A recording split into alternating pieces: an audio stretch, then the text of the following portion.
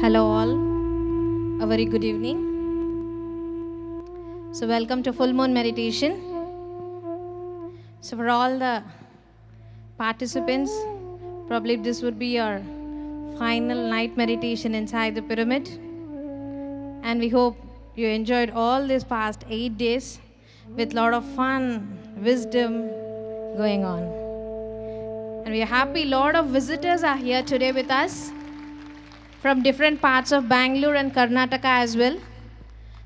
So welcome to all the visitors, meditators and seekers who have come a long way to join us for this full moon meditation.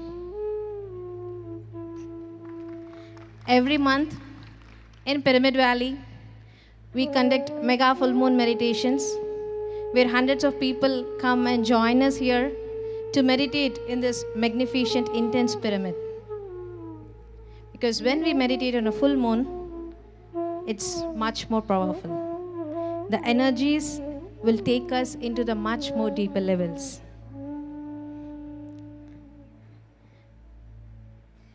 So today's session will go on for another 3 hours. We'll be listening to Shreyan sir on transgenerational healing, followed by meditation, experiences sharing and Q&A. Before we get into today's session, to all the visitors there, how many of you are here for the first time to Pyramid Valley? Can you please raise your hands? How many of you are here for the first time? Eshtu jana first time Pyramid Valley ge bartidira? So let's all clap for them who are all here for the first time here to join for full moon meditation with all of us. So I welcome Shreyan sir.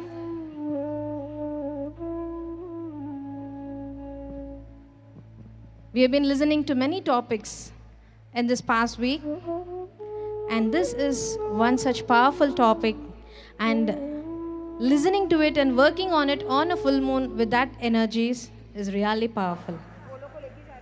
So let's head to today's session.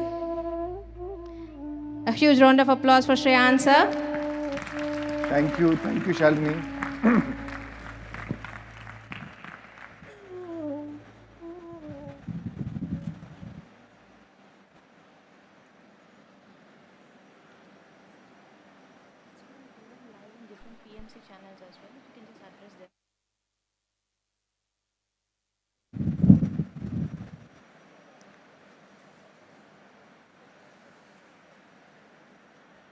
Good evening, welcome back. And hello to all the visitors here.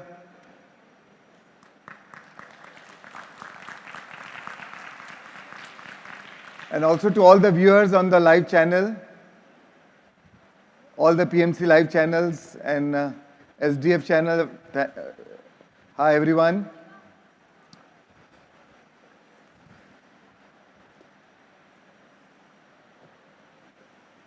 So right now, as we covered throughout the day, topic on relationships, parenting, addiction, and it is a good extension of the same topic now into transgenerational healing, right? So, as the word sounds, transgenerational means something which has been across the generations, right? Which has been passed from generation to generations. So we as families, we as souls, we think we are born in a family or born in isolation as like an island, as if we are just born. But actually, when we are born in a family, we are a link in the family chain that spans through generations. And at times, it may seem that we are experiencing the life events of our ancestors. Sometimes you may experience that what your ancestors have whatever they have experienced, the same you are actually repeating it now, and that the same kind of patterns, behaviors, or life situations in your own timeline. So a lot of times when we go through suffering or pain or challenges, many times this suffering can stem from the family of origin. Our emotions, our patterns, our behaviors, belief systems, and habits can transform from generation to generation. And that is what is called transgenerational transfer. Most of this transfer happens unintentionally and subconsciously.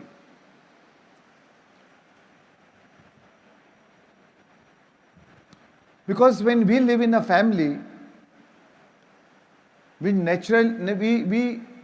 because we are born in that family, we are loyal to our family, right?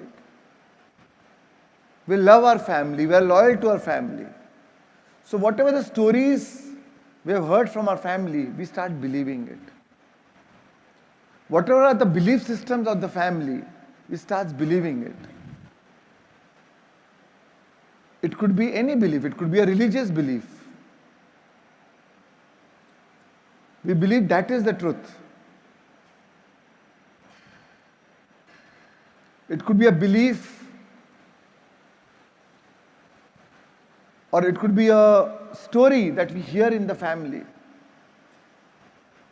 If you have heard a story in the family that our neighbors, the land in which our neighbors live was actually our land, and they occupied by force. So our neighbors are our enemies. That must have happened 5 generations back.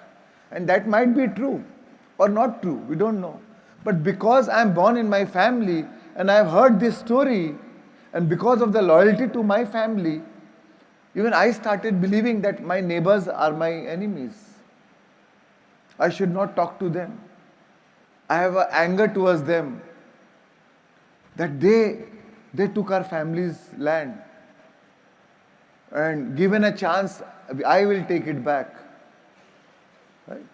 So we are born into many stories. Stories of a nation. That this country is our enemy. So without nothing happening to you personally, we start developing the same mental tendencies or belief systems or emotions towards another country. Right?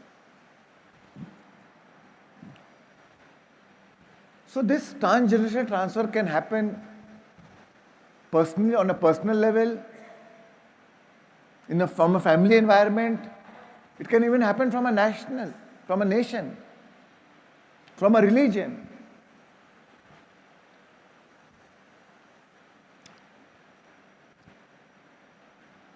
There was a study done in 2015 on Holocaust survivors.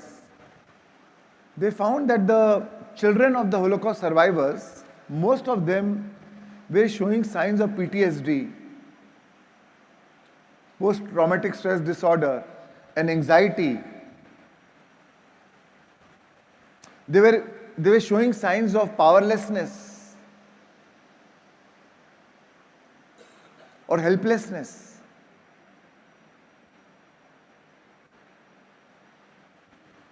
And they found that because most of it they actually emotionally inherited from their parents or grandparents.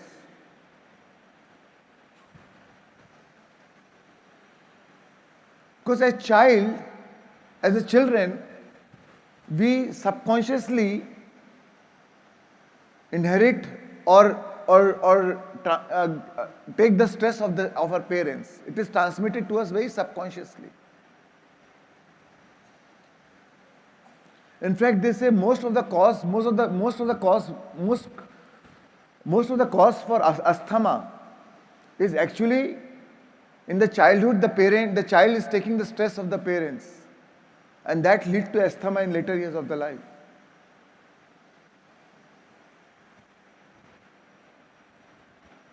Even anxiety can come from your childhood, the stress of the parents that you've taken in the childhood.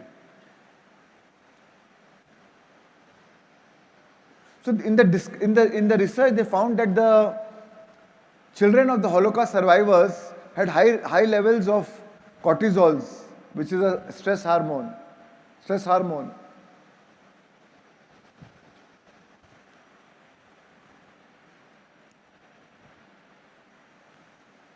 So, even though there's something called epigenetics, which is about the genetics, about the environment. So most of the diseases or most of these patterns are not because of the genes. It's more of the emotional transfer which happens. Genes are only the blueprint. But because of that emotional transfer, because of the transfer of the same belief systems, so we give expression to the genes in the similar way our parents gave expression to their genes.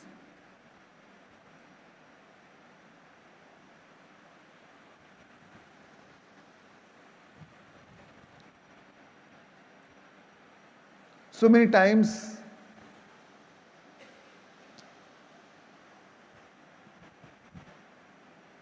people born in a poor family, as they grow up, they make money, they lose money. Because in the childhood, they've seen their parents living in such a poor condition. When they make money, subconsciously they start to feel guilty. And because of that guilt, they again lose money. Somewhere they feel guilty that we are not worthy of living such an amazing lifestyle or such an enriched lifestyle. So they again lose wealth. So transgenerational transfer can impact in many ways in our lives. So it's like an energy blanket. It's like the energy blanket of the family, which is passed on from generation to generation. Or like a baton in a relay race, which you pass on to one person to another. The same way, like a baton is being passed from generation to generation.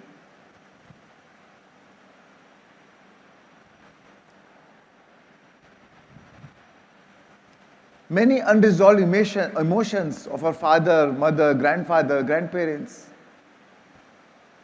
can be transferred like that. So we are, in a way, from that perspective, we are a genetic makeup, or we have an emotional makeup, not genetic, emotional makeup of our previous generations.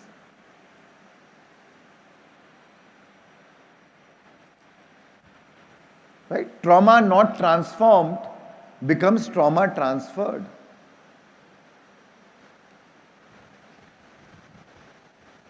And unless Unless you are conscious, unless you are aware of these patterns, you will also pass it on to your next generation. What begins in the womb ends in the tomb,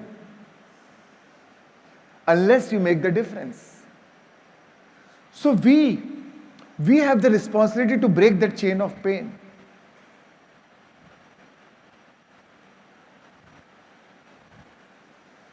Many of our belief systems come from our family. I'll give you an example. A farmer was going towards his farm. On the way, he saw a big egg. He picked up the egg and took it to his chicken farm. When the egg hatched, there was an eagle. Now the eagle grew up with the chickens. He started believing that these chickens are my parents, my siblings. One day, that eagle saw a big bird flying in the sky. And that eagle asked the mother chick, whom the eagle believed to be her mother, who is this big bird in the sky? So the mother said, oh, that's eagle, that's the king of the sky. But we are chicks. We can't fly so high. We can only take small flights. And the eagle believed that story, and it never tried to even fly. It only took small flights like the chick. So it was born like a chick, it died like a chick. So same way, when we are born in that belief system, in those patterns which is all around us, we think that is the only truth, that is the only reality.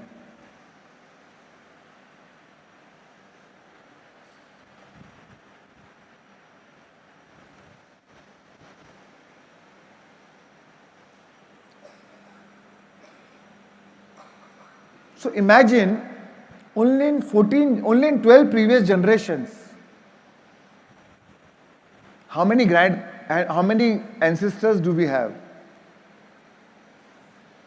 We are born with two parents, mother, father, and then mother's mother, father, then father's mother, father.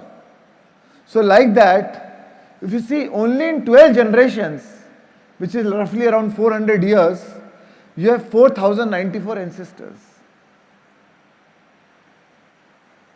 Now 4,094 ancestors. So think for a moment, how many struggles, how many battles, how many difficulties, how much sadness, how much happiness,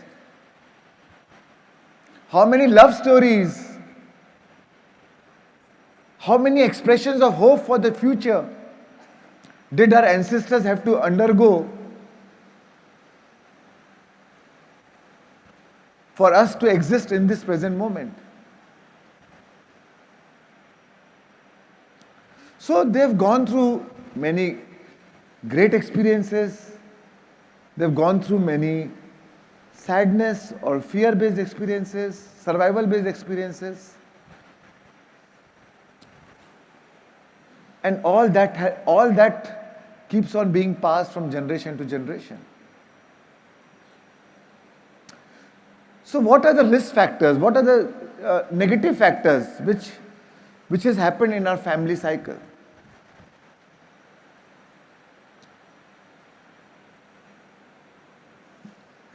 Our ancestors have seen war, slavery, everything what you can think of, child neglect and abuse, racial discrimination. There could have been a suicide in the family, abortion, adoption,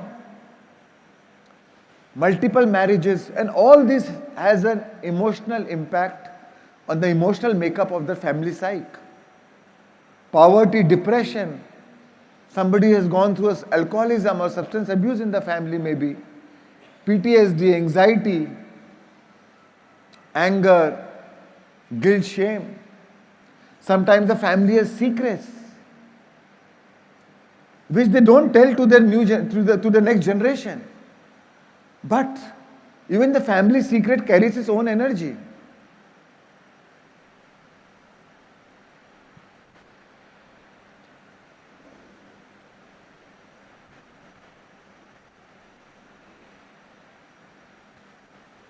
My mother, I had in one of the family constellation, which is where family constellation is similar to transgenerational healing. Basically what happens is the transgenerational healing, and in that it happens in physical presence, where I discovered, so where you pick up the group of your family members, your parents, your mother, you don't know them, none of them, but energetically they come into the circle and then you place them. And energetically, the person you chose as a mother will start behaving like a mother. The father will start behaving like a father. So in one of my transgenerational, one of these family constellations, I got to know that I am the third child. I always thought that I am the second child. I have an elder sister and I am the eldest brother after my sister and my younger brother Varun. But in that family constellation, the mother told that she is carrying the guilt of losing one more child. And I had no idea about this. So this family secret was revealed to me in the constellation. And the mother is carrying the guilt. Because the child died just after a few days or five or 6 days.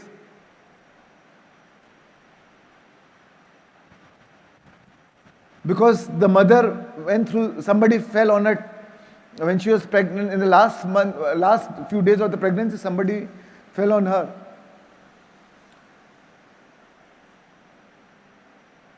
And then the child, when the child was born, child could not survive. So the mother carried the guilt that she could not protect the child. And that was revealed to me in the family constellation. And that was a revelation to me that, I had a brother too. And then later on, when I confirmed to my mother, then she confirmed that. And then she could actually release that guilt.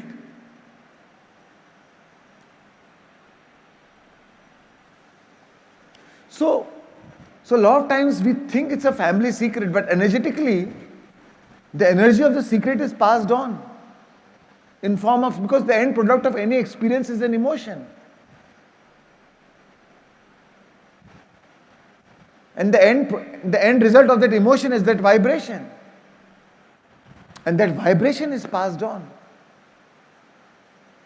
many times, right? So there could be a murder in the family, rape, divorce, single parents, physical violence. So all that has an impact on the emotional makeup of the family psyche.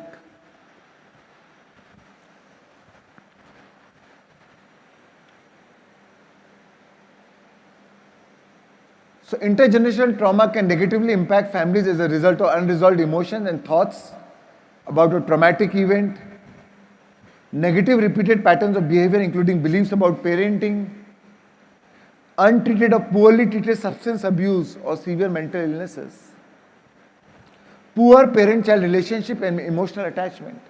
I've spoken a lot about it today. Complicated personality traits or personality disorders, content attitude with the way things are within the family. Sometimes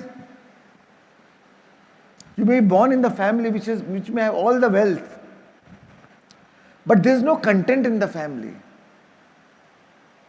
And as you grow up, you also grow up with lack of content. And that again is passed on to your children and then to their children. Sometimes the family is not so financially sound or wealthy, but still there's a lot of content in the family. So I've seen that in my family. Our family was not that wealthy or anything from my grandparents and my parents, but there's a huge amount of content in the family. So when we discuss, we are like 9 brothers, sisters in our generation, that everybody feels a lot of content. And that comes very naturally. Because we have seen that in that family cycle, that emotional makeup of the family.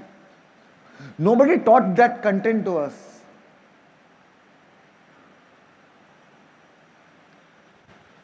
So same way, content or discontent, it can be passed from family to from within the family cycle, from generation to generation. Now, what are the good factors? What are the protective factors in the family tree? It could be love, compassion, good education, good medical facility, freedom to travel, access to resources. When the family is sometimes financially in a good shape, then you have access to all the resources, exposure to positive things, spiritual guidance, being heard.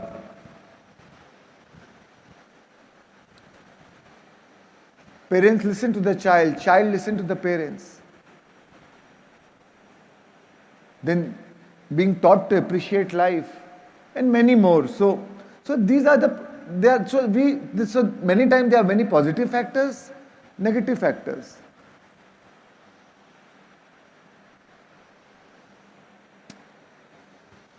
So before we get into the meditation, I want you to take a moment.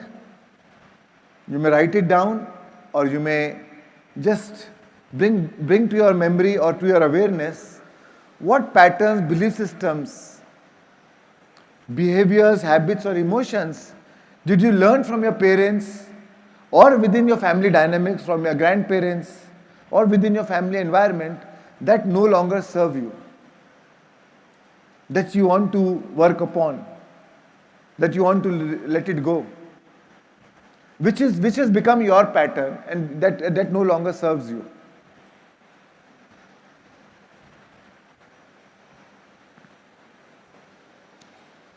I want you to take 5 minutes and write it down or bring it to your memory.